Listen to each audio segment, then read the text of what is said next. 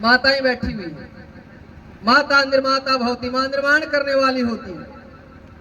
आप इस शिविर में आई हो, आधार राष्ट्र का होता है नारी, राष्ट्र का आधार नारी होती है। तो मेरी बहनों, मैं आपसे भी एक बात कहना चाहता हूं, इस देश में जितने महापुरुष हुए हैं, उन महापुरुषों को उसकी मां के नाम से जाना जाता है ना? जाना जाता कि नहीं जाना जाता?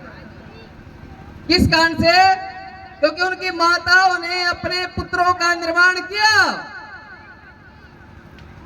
आप विचार कीजिए, हमारे महापुरुषों के जीवन को देखिए। जब उनकी पहचान जानी गई तो उन्हें ये परिचय दिया गया कि ये गंगा पुत्र भीष्म है, ये कुंती पुत्र अर्जुन है, ये देवकी नंदन है, ये कौशल्या पुत्र राम है, ये अंजनी पुत्र हनुमान है। उनकी मां से उनका परिचय हुआ।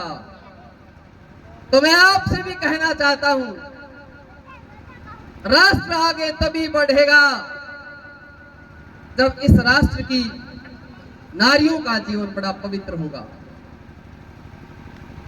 और आपकी पवित्रता में 3 बातों का ध्यान रख लेना।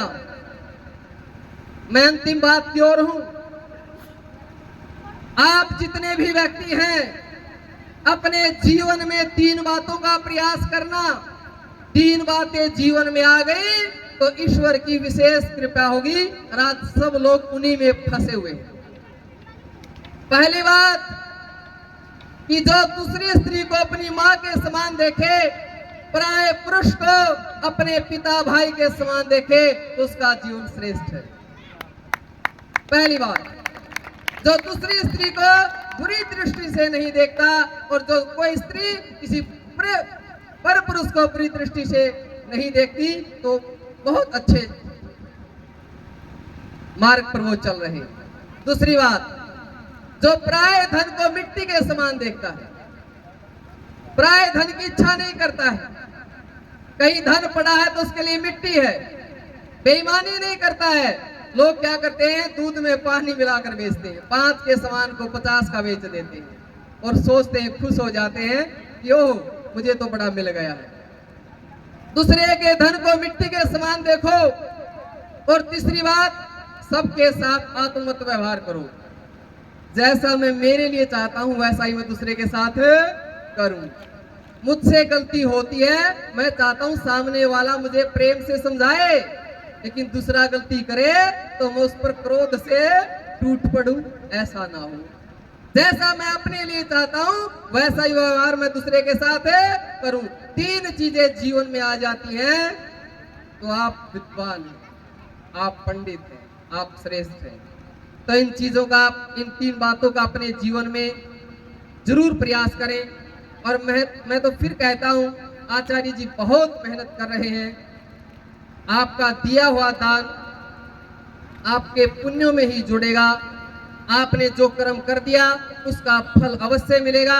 एक छोटी सी बात, कई बार हम सोचते ना इतने पैसे दे करके हमारा ये हो जाएगा।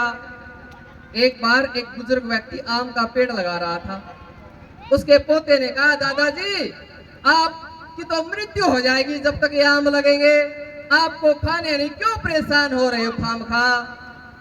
तो ध्यान से सुना उसके दादाजी क्या कहते हैं। कहते, बेटा एक बात बता, तेरा जन्म किस कोठी में हुआ, तूने ये बनाई थी?